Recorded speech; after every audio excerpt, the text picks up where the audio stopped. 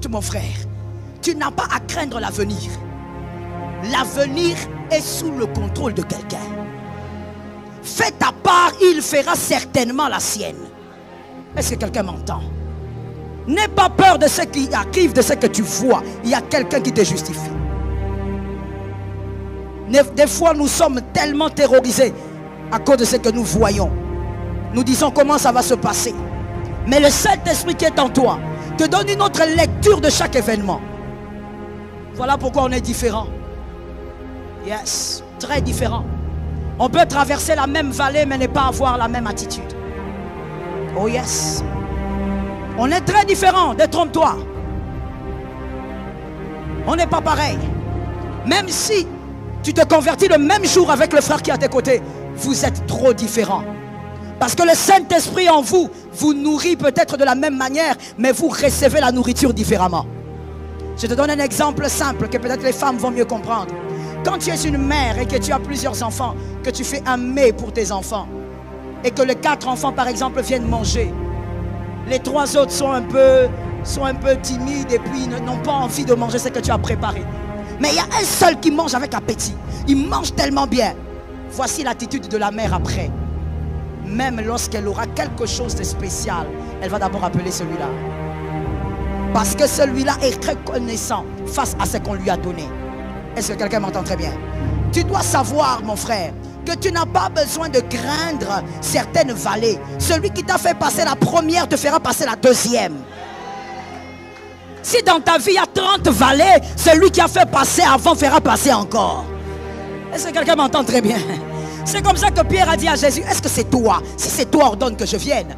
Parce que si c'est toi, Pierre était très intelligent ce mec. Il était tellement intelligent ce gars. Parce que Pierre, quand il disait, si c'est toi tu m'appelles, il avait envie de dire, de toutes les manières, si ça ne marche pas, c'est toi. Et il avait raison. À un moment donné, ça a raté. Il a commencé à s'enfoncer. Jésus est venu, il a tendu la main. Quand c'est Jésus qui est là, même si on te condamne, tu commences à t'enfoncer. Oh, celui qui te justifie te sortira. Ils vont commettre l'erreur. En 2023, en 2025, ils commettront l'erreur de te condamner. Le monde commettra l'erreur de t'acculer. Mais il y aura une main. Il y aura une main. J'aime cette chose-là. Dis à ton frère, ce qui va être dit est pour toi. Pierre s'était enfoncé. Pierre a failli se noyer. Mais Pierre est resté dans l'histoire de quoi? Il est resté dans l'histoire des hommes qui ont marché sur les eaux. C'est pour te dire, même quand les hommes te condamnent, même si tu t'enfonces, l'histoire va rester. Celui qui te justifie va te laisser avec une histoire. Oh, dis à ton frère, je resterai avec une histoire. Toi, tu veux une vie comment? Tu veux une vie sans épreuve, une vie maussade. Moi, j'appelle ça une vie maussade. Une vie froide, une vie climatiseur, une vie congélateur. Une vie sans épreuve est une vie froide. Mais une vie avec épreuve est une histoire à raconter. Est une histoire. J'ai l'habitude de dire, ne prends pas le micro ici. Ne viens pas témoigner si tu n'as rien à nous dire. Quand tu nous dis que Jésus est puissant, que dans ta vie tu as déjà expérimenté la puissance de Dieu. Écoute, même si le monde essayait de t'écraser, l'histoire va rester. Même si Lazare entre dans la tombe, l'histoire va rester. Il était entré et il est sorti. Ça tombe sur ta vie. Ça tombe sur ta vie. Ça tombe sur ta vie. Ça tombe sur ta vie. Ça tombe sur ta vie. Ça tombe sur ta vie. Ça tombe sur ta vie.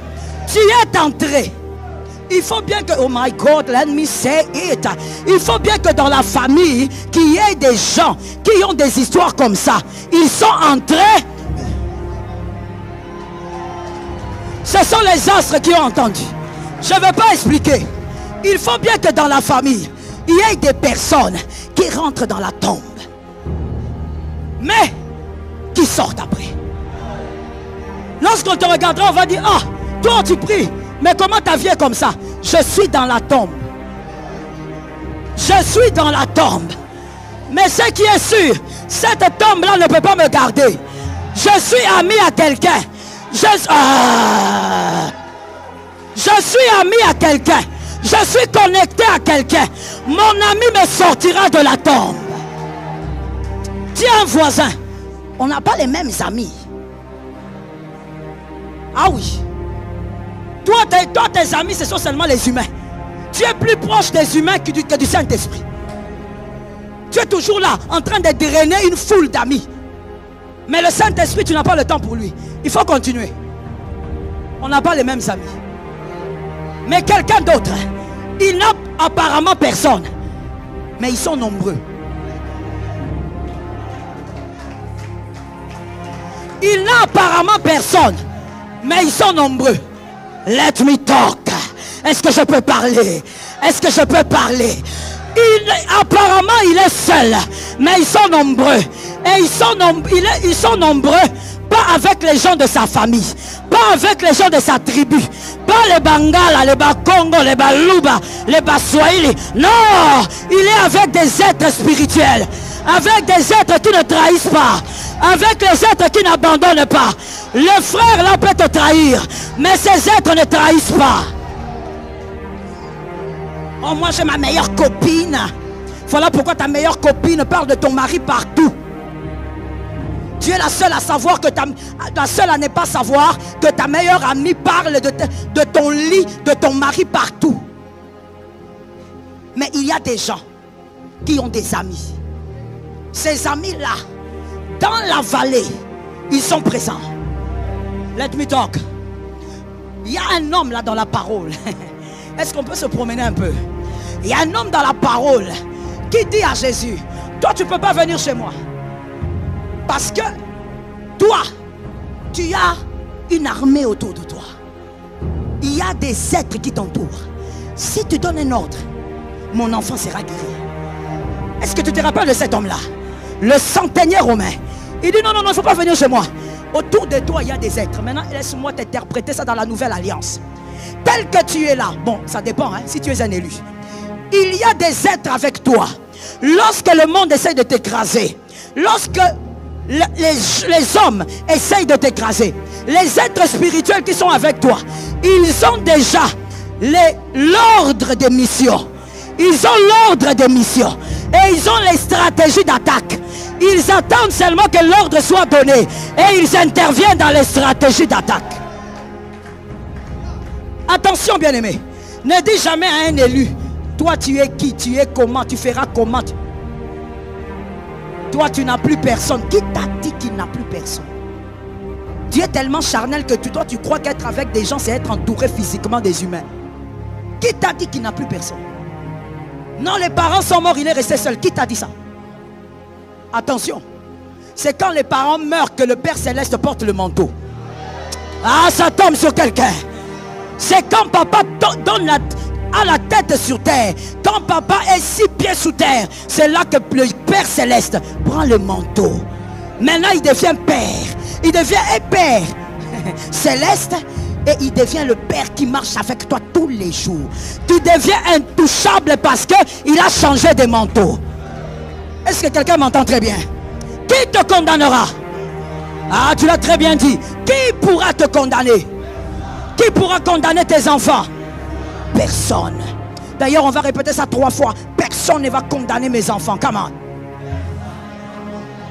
on. Au nom de Jésus. Au nom de Jésus.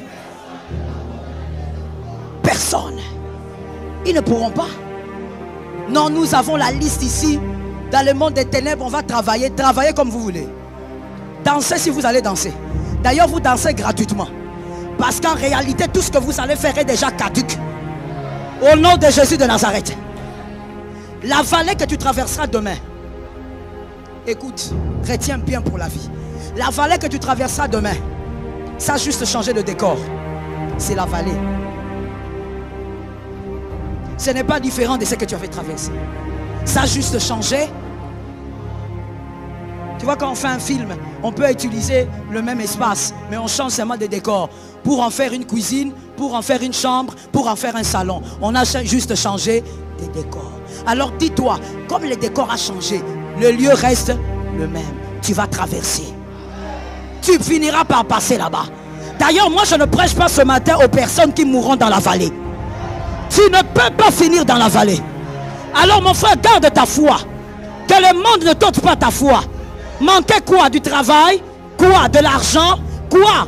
Manquer quoi qui va t'ôter la foi? Le monde ne pourra pas t'accuser. Le monde ne pourra pas te condamner. Le monde va toujours constater qu'à chaque fois qu'il y aura une condamnation, le justificateur viendra. Ça tombe sur ta vie. Écoute-moi et retiens pour la vie. Lorsque le diable pense que la croix, que quelqu'un dise la croix, toi aussi tu as ta croix. Toi aussi tu as tes épreuves. Lorsque le mal pense que la croix, la crucifixion est les lieux de ton achèvement, est les lieux de ta perte, ils ont oublié quelque chose. À la croix là, il y a quelqu'un. Comme il y a quelqu'un, cette crucifixion change de forme. Le problème c'est quoi? Si Jésus n'était pas là, le brigand serait vraiment fini. Vous avez condamné le brigand au mauvais endroit. Là où on a condamné le brigand, Jésus a pris rendez-vous avec cette humiliation pour amener le brigand vers la gloire. Jésus a pris rendez-vous avec ton humiliation. Il y a quelqu'un qui m'a entendu à moitié. Jésus a pris rendez-vous avec ta honte, avec ton humiliation. Il y a une brèche qui va créer là-bas. Je dis à quelqu'un, dans l'humiliation, dans l'écrasement, regarde bien, il y a une brèche que Jésus est en train de créer. Est-ce que quelqu'un m'entend ou m'entend pas? Est-ce que tu m'entends ou tu m'entends pas?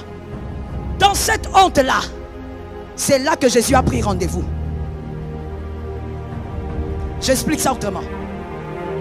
La gloire, selon Dieu, émane de la honte. Qui n'a pas compris? Je réexplique. La gloire selon Dieu. Listen well. La gloire selon Jésus. Je vais préciser pour que tu comprennes. Selon Jésus de Nazareth, la gloire n'engendre pas la gloire. Selon Jésus, la honte engendre la gloire. Et même quand tu es dans la gloire comme Job, tu es déjà glorieux, tu as tout ce que tu veux, Dieu va créer une honte. Parce que la gloire ne peut pas engendrer une seconde gloire. Quand on dit dans la parole de Dieu, la gloire de la deuxième maison sera plus grande que la première, avant que la deuxième maison n'arrive, la première doit être détruite. Dieu n'amène pas la gloire dans une vie sans détruire la première. Avant que tu ne passes à une autre étape, Dieu va d'abord imposer une honte là, entre la première gloire et la deuxième gloire. Et donc, la gloire émane de... J'ai entendu les gens à droite, à gauche, je n'ai pas entendu. Là, je disais, la gloire émane de... Et donc, écoute bien mon frère, à chaque fois qu'il y a la honte qui est imposée par le monde ou par les hommes, Jésus a pris rendez-vous. Ça tombe sur quelle maison? Parce que là, je parle des maisons. Ça tombe sur quelle maison? À chaque fois que les hommes disent, maintenant on l'a eu. Maintenant, vraiment, il est fini. C'est en ce moment-là que Jésus prend rendez-vous avec la honte. Jésus a booké un rendez-vous avec la honte. Parce que dans cette honte, il va créer une brèche. À chaque fois que tu es dans la vallée, vois la brèche. À chaque fois que tu es dans la vallée, une vallée qui te fait souffrir, commence à te focaliser sur celui qui fraye les brèches. Est-ce que quelqu'un me capte? Sois comme David. Oh my God. 1 Samuel 17:30. 1 Samuel 17:30. Sois comme David. David, quand on est en train de le rejeter, de l'écraser par... Vous êtes sur Jésus sur ta vie.